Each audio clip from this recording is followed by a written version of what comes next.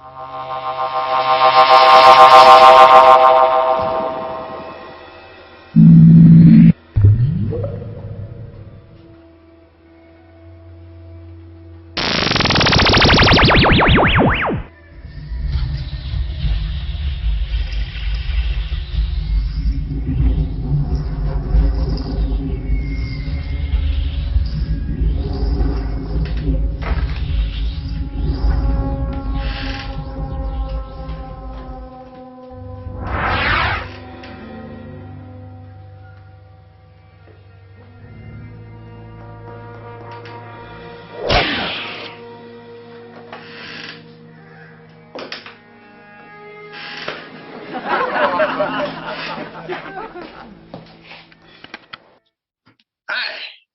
I'm here with Steve Keeter.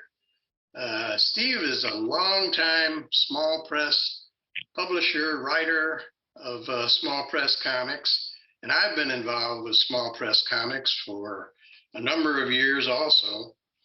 But for those of you who may be watching and don't know what small press is, or what the definition of that is, Steve, could you kind of give us a little of your definition of what small press is? There's one of Steve's comics right there. These are comics produced by people like me and lots of creative people all over, everywhere.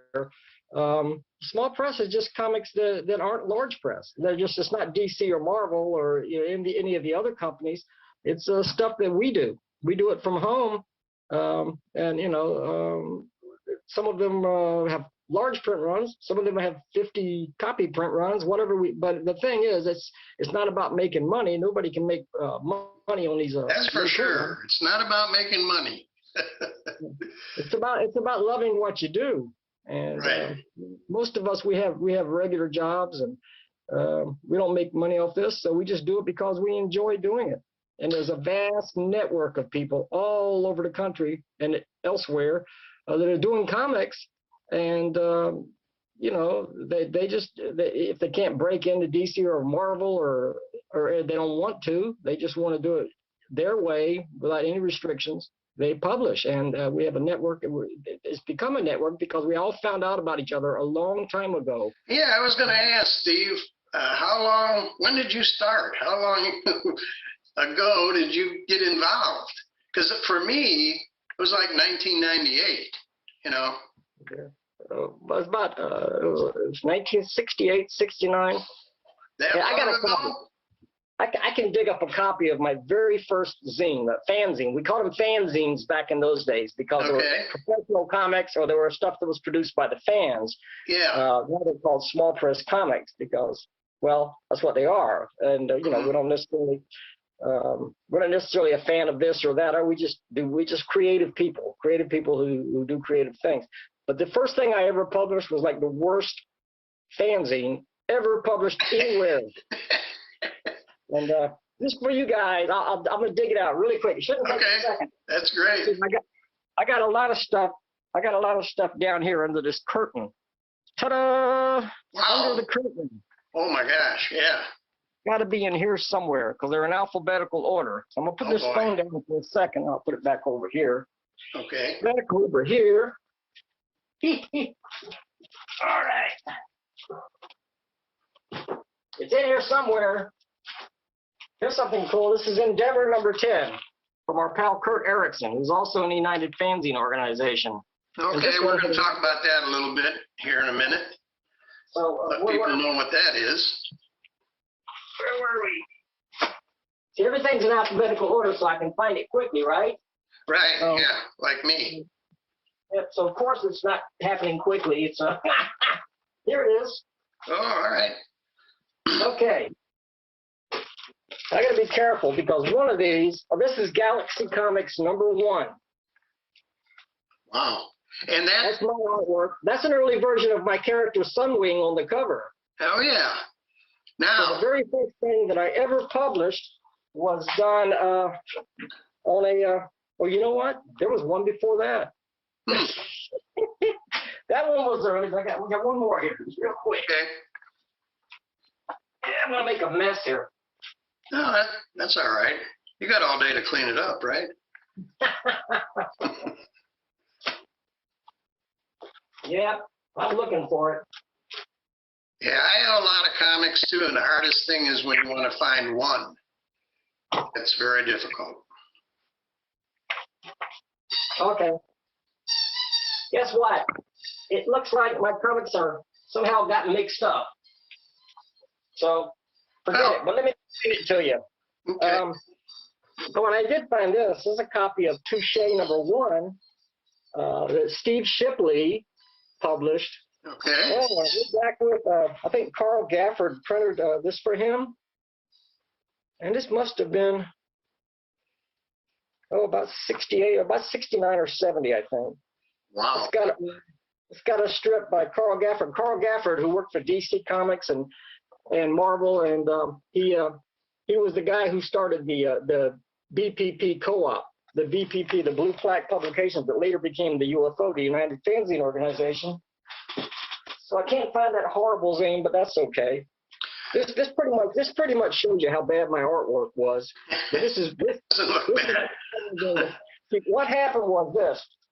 I was an Edgar Rice Burroughs fan, and I was reading his books and the Tarzan and the Barsoomian. There was a fanzine called Barsoomian about Barsoom, but I came into comics by way of Edgar Rice Burroughs fandom.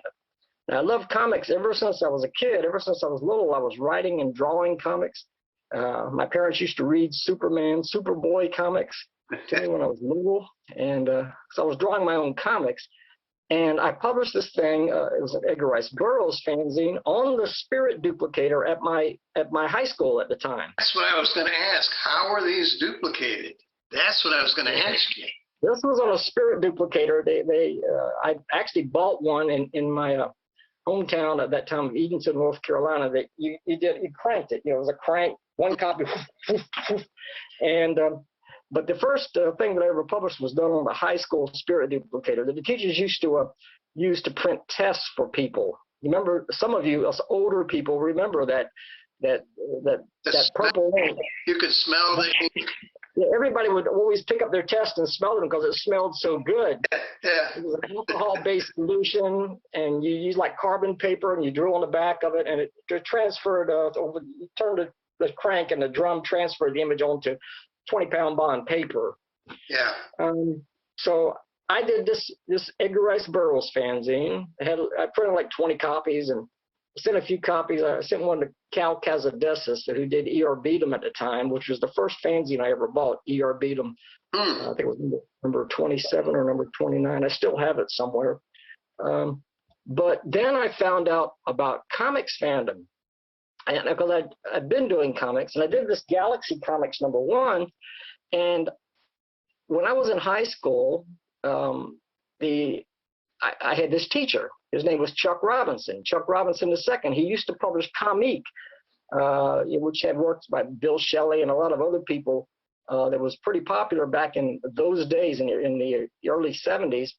And he told me about comics fandom, because what happened? Somebody told him, says, he was asking about or talking about comics in his class, and somebody said, well, there's a guy and he can write and draw comics and he's just like the real ones. So somebody told him about me, and I ended up in one of his classes, and he says, yeah, I want to see what you do. Because then he saw it, and he says, he looked at it for a long time, and it was pretty horrible. But then I started publishing. I published #1, which is my first zine of any real substance. It was basically my version of Comique. I was doing comics like he was, with a lot of contributors. He opened me up to the network. He told me about the BPP, and it was him who really got me started. He started giving me tips, telling me how I could improve my art and stories. And then it just went on from there. But that's how it all started. And Chuck Robinson was a great influence. He's still out there somewhere, but he's retired, and I've been trying to get him to do stuff, but he takes his time about things.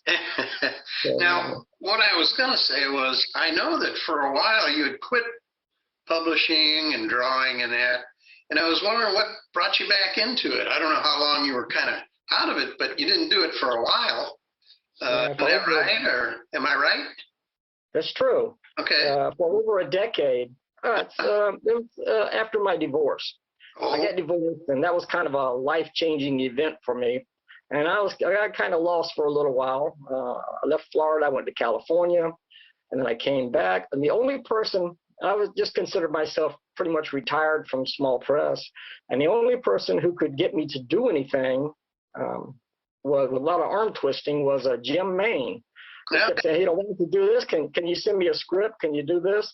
And I said, "Okay," because he kept bugging me. Jim, if you're watching this, don't bug me so much, man. I'm just kidding.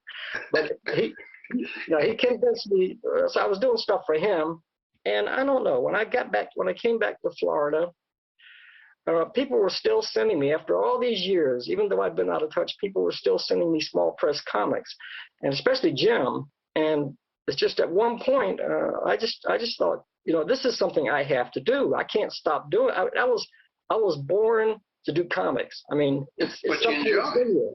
Yeah. If you're a creative person, you can't stop creating. Mm-hmm. You can't just live a mundane life, and Yeah. tend your garden and go to work and go to sleep. You have to do creative things, and so Larry Blake was another guy who got back in touch with me, and he sent me this Beacon annual, all this artwork for a complete issue, large issue of the Beacon, and I held on to it for a little while, and then I finally decided, you know what, I'm going to publish this thing, and I did, and then after that, it just kept going. Now I can't stop publishing. I really enjoy it, Little list of what I think you've done, and maybe you can add to it a little. I've got here that you do the Raven, Sunwing, another one, Mantra, which is not exactly a comic book, is it? Mantra is a little different.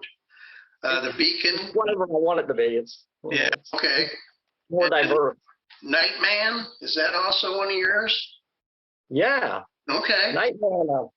Nightman is my Deus ex machina or machina or however you say. But it seems that in recent stories, especially, he's so powerful, and he lives in this dark dimension, and he can only come to Earth at night because he's Nightman. And he's bailed out Sunwing in a recent story, and he's bailed out some of the other heroes. I think the Oracle agents. Crossover. You got some crossover there. Yeah. When things get so bad, he's like Superman showing up at the end of Justice League. We need this guy, and he saves the day. But I'm going to try to I'm trying not to overuse him in that respect because the other heroes need to solve their own problems sometimes. There you go. This guy come out of nowhere, doing all the work for them. Yeah, but I am thinking about a Nightman #1. He's never had his own comic. Even though I did this character. He's one of the ones I used to draw on lined notebook paper back in the '60s. I created him a long time ago. But I want to do he's never had an origin story, or he did, but it was way back then, and it was like a copy of the Dead Man's origin. It was a guy who died and then came back as a hero. But I have a whole different plan for that. We're going to have a whole new origin. And I've just started thinking about this, and I want to. There will be a Nightman #1 sometime this year. Now, which ones of those? I know you didn't draw them all. You write and draw, right? So, which ones did you write, and which ones did you draw? Well, I'm not as good an artist as I once was. I used to draw a lot. These days, I mostly write and publish.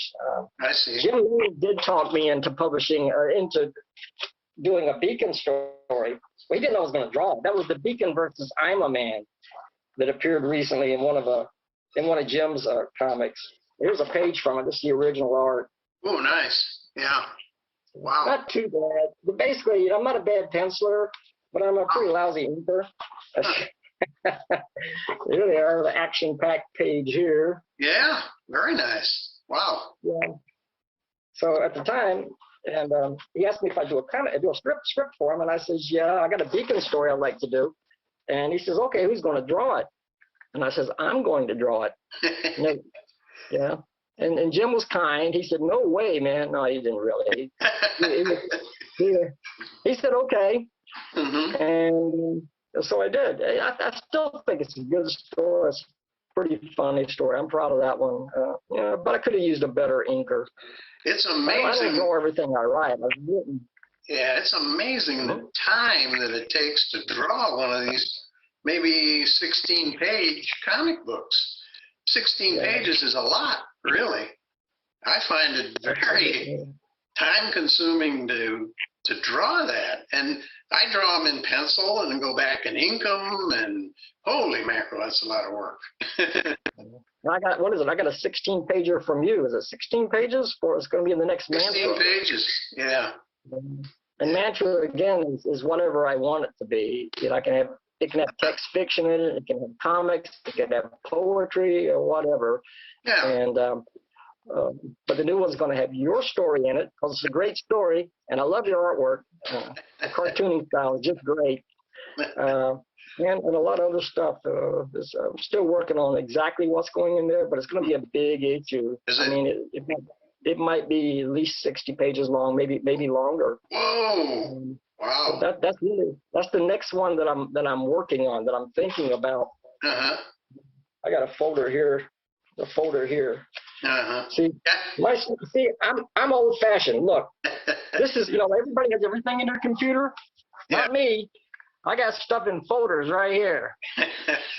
This is wing number 5. Yeah. That's the way I've always done it too. Tetragrammaton fragments number 260. I got stuff all here like this. Some stuff is in the computer, but I'm old school. Like, I started doing this a long, long time ago, 50 years ago. Yeah. And some things I just like doing it the old-fashioned way. It's what I learned to do, and it's what I like to do. Right. That's what you should do. Hands-on, hands-on. And I was thinking about change the subject just a little bit. I think you and I were both pretty good friends with Tim Corrigan. Yeah. If anybody that doesn't know, Tim Corrigan was kind of considered the father of small press comics, at least, more recent ones. And I just wondered, I thought that he had taken a trip to Florida to do some work with you. Did that happen, or am I wrong on that? He took several trips to Florida. Okay. One time, he used to come and he'd stay with me. At first he was staying with me, and then I found out he was staying in a tent somewhere outside of town, and I was like, "You don't need to do that." And he said, "Yeah, but I don't want to impose on anybody." He was a great guy, Oh my gosh, yes. Yeah, but he would come, and first he stayed for a week, and then he stayed for another time. He stayed for a couple of months because of the job he was doing. He was a sign painter. Yes. Up in New York, and there weren't a lot of calls for sign. Everything gone digital, and his profession wasn't making him a lot of money anymore. And he would come down to Florida and work for a while, and we did comics while I was here. We did comics together while he was here, and but he'd come out here to make money. Yeah. And then go back up to New York. I see. Okay. I knew he had gone down there, and I knew he did something. I thought you guys did some things together. Did you do a little music together also? Yeah, we did a couple of albums together. Uh-huh. A couple of albums. Do I have those here? I might have those. Yeah, let me see it. I'm right here. Okay. I like to have everything within reach. If I'm on my computer, that's Grand Central, whatever you call it. Anyway, everything has to be nearby. I don't like running all around the room. We did them at first on cassette. So I know somewhere. And then we transferred them to CD. There's a bunch of CDs here. Okay, here's one of them. Okay. Yes, I have stuff on CDs from ages ago. I used to transfer everything to CD. Yeah. This was Harvest, and we did this together. This is an album we did. Tim was a good guitar player. Yes, and Harvest, the name kind of reminds me. I always thought Tim sounded like Neil Young to me. Did you ever get that? He had almost a high falsetto voice, at times. Yeah. we did this one together too. In the Yard. Uh-huh. Tim Corrigan and Steve Keeter. The artwork on the cover is by Tim. Oh, wow. Okay. Yeah, really nice stuff. So yeah, at that time, in the late 90s, early 2000s, I was playing guitar and recording, and I recorded hundreds of songs, and I've still got a lot of it saved in my computer. I've got some old cassette tapes with songs that we did. But Tim would, sometimes he would just come up with a riff. He would come up with the riff, and I would add the words. We would be set up. My studio was set up like, my comic stuff was there. My typewriter was there. I had an old clunky manual typewriter for many, many years. And, my guitars and amplifier. I mean, there's some little amplifiers right over here. I haven't given it up completely. Mm-hmm. Yeah. Distortion pedal down here and a delay. Oh, yeah. But we would get together. We'd go in the room. He had his guitar. I had my guitar, and I had a bass guitar and a drum machine at the time. So we would just start playing, and we start jamming, and songs came out of it. A lot of stuff Tim had already written, but some stuff we came up pretty much on the spot. Came up with. He was a man of many talents. Yeah. And he published Small Press Comics Explosion, which was the greatest news and reviews zine ever published. Right, that's him. Yep. There it is. The greatest news and reviews zine ever published. This is from 1998. And this is what got me into small press. Tim. He brought in a lot of people. Yeah. In fact, in this issue, he reviewed my first comic that I ever did, which was terrible, but he gave it a great review, and I could tell he knew it. He said, we need to work on margins. You're kind of working all the way to the edge of the paper. I didn't even know you had to leave a margin, But anyway, and then later, the greatest thrill for me was when I went to Space, which is a small press comics convention in Columbus, Ohio. I was able to meet Tim, and we went a number of years, and we started getting our table where it would be next to each other. We'd spend the whole weekend together, and I just thought he was the greatest guy ever. I came up with an idea for a comic book that was, they were cowboys, but they were a band. A traveling cowboy band in about 1910 or 1901. He loved that idea. I mean, he just thought that was the greatest thing ever.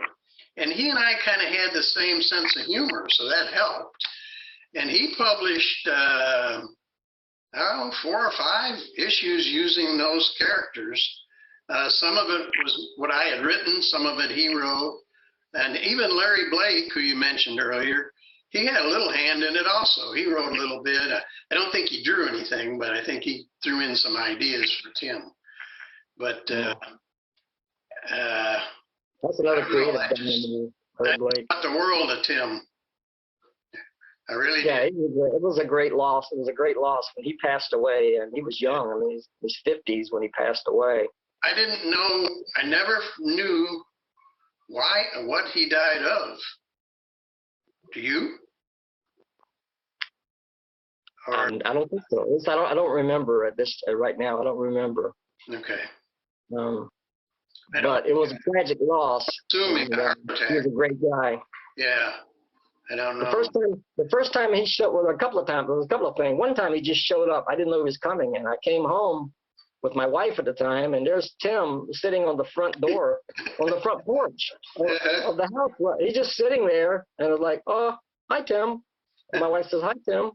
And we were just used to him by that time. Well, Tim is here again, But the first time we got together, the first time he came to visit, it would be in the 80s or, it was a long time ago. I think it was in the late 80s. Yeah, it was. Wow. And, I was living in a little apartment. I had just moved to Florida. Yeah, I just moved to Florida from North Carolina, where I grew up.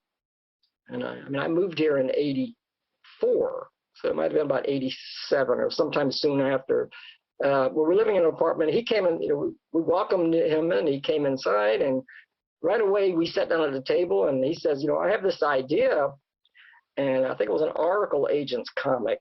And I said, well, I have an idea too. You want to do a comic? And he says, yeah. I said, well, when should we do this? He said, what about right now?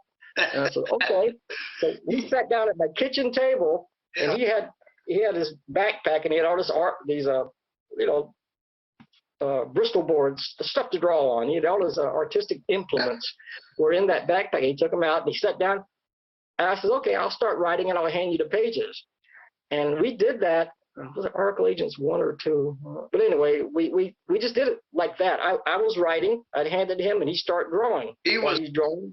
I'm writing unbelievably fast. I mean, from the detail he would put into his comics, he could do them. He told me he'd sit in front of the TV and draw a whole comic watching a TV show with all the detail and backgrounds, full backgrounds. The lettering, of course, he was a letterer, and that was perfect. Was really good. Oh, yeah. Great letterer, yeah. Amazing guy. We did that comic. It took us less than an hour to do the entire comic. It's amazing what he could do, yeah. He published those Corrigan, I forgot the name of it, little digest comics. He did one a month for, I don't know how many years. Yeah.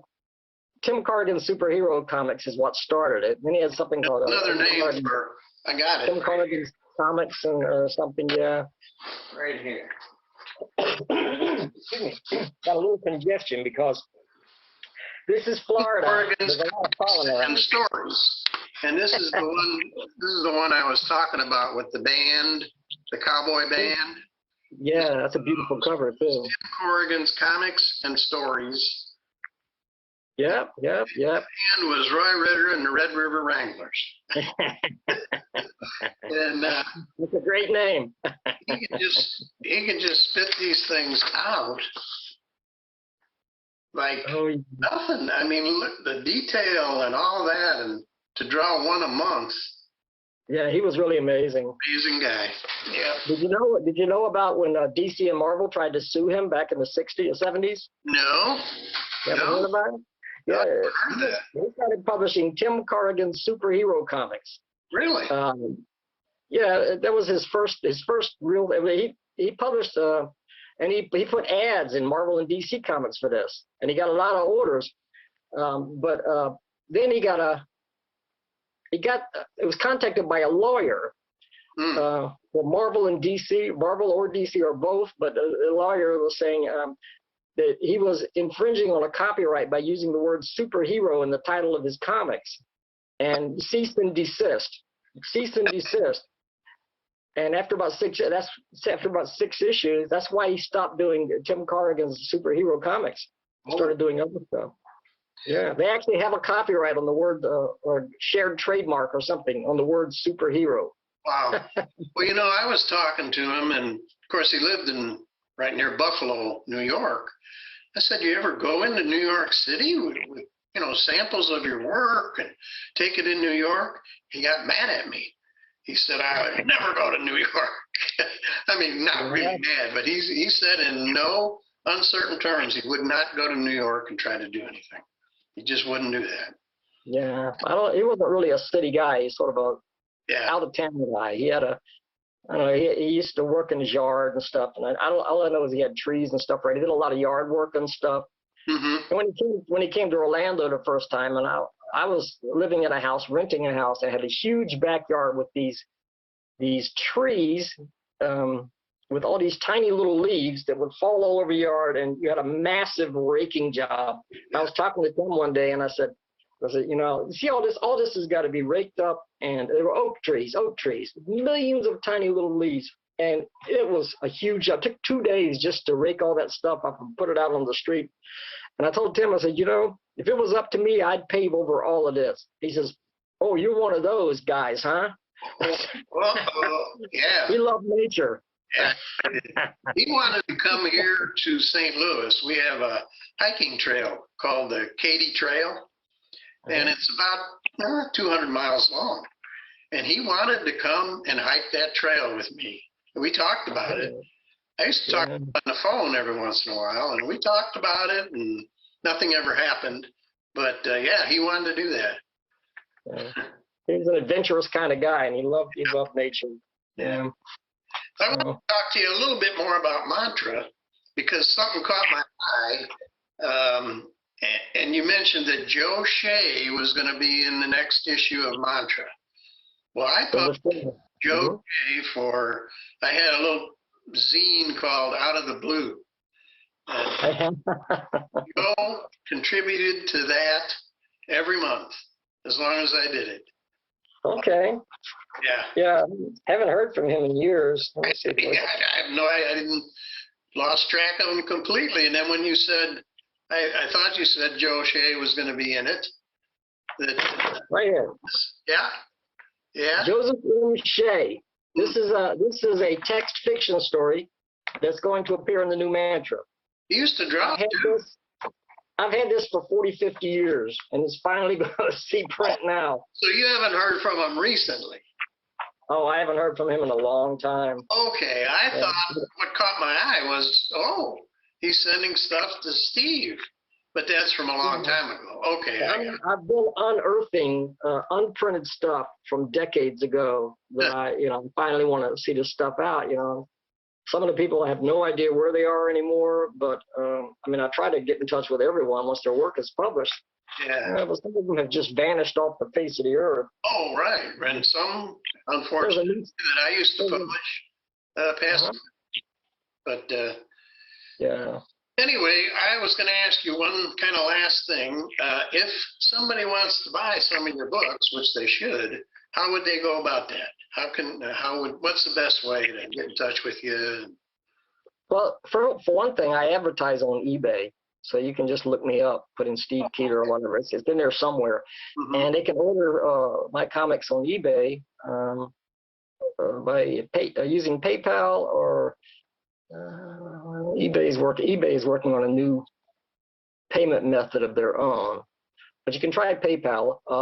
That would be stevekeeter@gmail.com. Okay. So, and if anybody wants to get in touch with me, that's where I am. This is going to be on YouTube eventually, and I'll put that in there. So don't forget the UFO. Remember the UFO? Yeah, I was going to ask you about that too.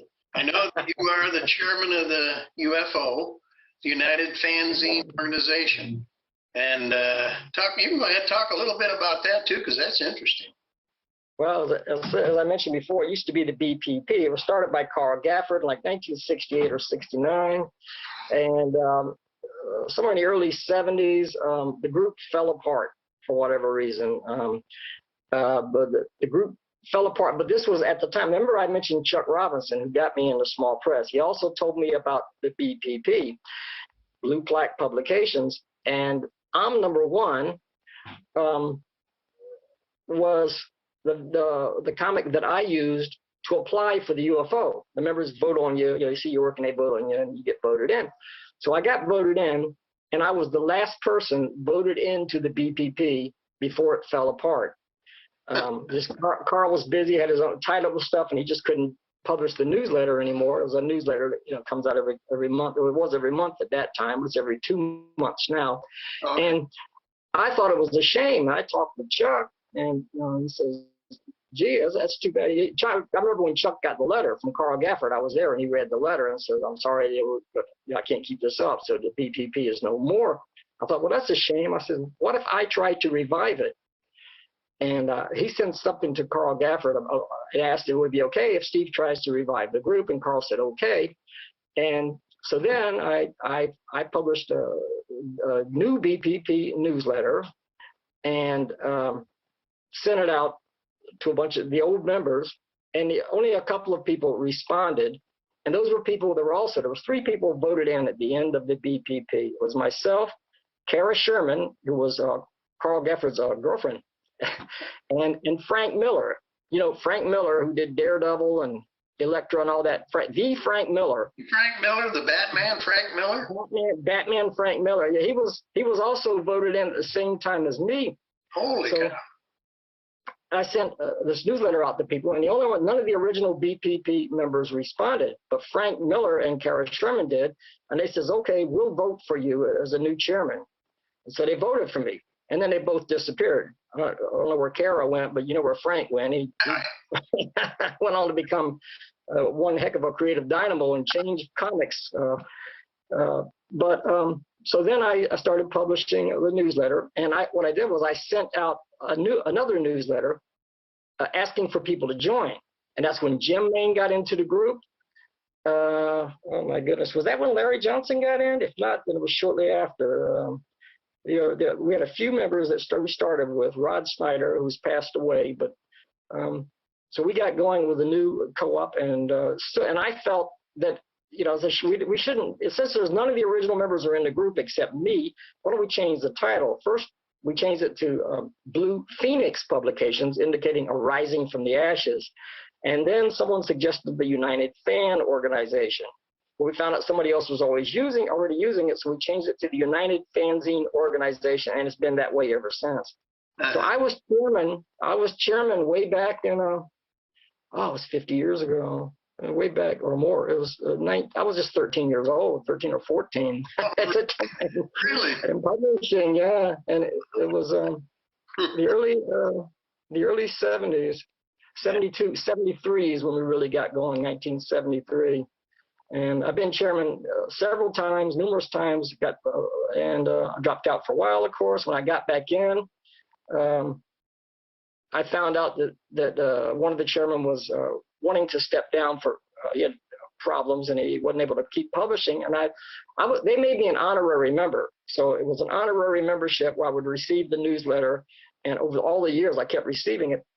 But I wasn't an actual member, and so we were online in one of the UFO groups. We have a private UFO group for members only, and I said, look, if you need a chairman, vote me in and vote for me for chairman. And that was over a year ago, and they did. I got a unanimous vote from everyone, and I was the new chairman. After all these years. Yeah. I couldn't Now believe you it. got all the work that goes along with it. Yeah, we got the new UFO newsletter, Tetragrammaton Fragments, which literally means fragments of God. That name has always bothered me. I could never say it, for one thing, and I don't know what it means. Tetragrammaton is the old Hebrew of the consonants that make up the name of God, the unpronounceable name of God. So it's called the Tetragrammaton.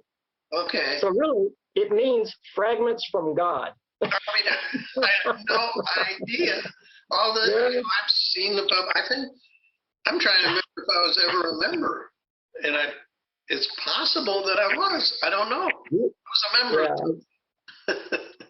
Yeah, you were a member, or either of the UFO or maybe of the. We had another BPP co-op revival that Jim Main and I did 20 years ago, when. Instead of going back into the UFO, we started another group, and we called it by the old name, Blue Plaque Publications, and it lasted for about 10 years. So it's quite a history here. Yeah. I think you've never been a member of that one. I have to go back and check. I think I was in that one, but there may have been even another one besides the UFO that I was in. I would have to go back and check because there's been so many members in and out. I'll tell you one person who knows, Rob Imes. Rob Imes, who was the chairman a while back, but he has an amazing knowledge of the history of the UFO and the BPP. I mean, he's kept track of all this stuff and has scans of most of the issues of the newsletter that were ever published. And he's quite the historian. And even though he doesn't go back, he only goes back to the last decade or whatever, but he was a great chairman. He publishes Ditko-mania, which is a long-running Ditko zine, really a great zine. He inherited that from Bill Hall, who was a member of the BPP, of the UFO, way back when. But Rob Imes can, he's really kept up with the history. If I have a question, if I can't remember something, I ask Rob. Yeah. Well, what I'm thinking is, thanks for doing this. I really appreciate it. Thank you for listening. I appreciate it too. Kind of end the recording here. And again, I really appreciate you doing this for me.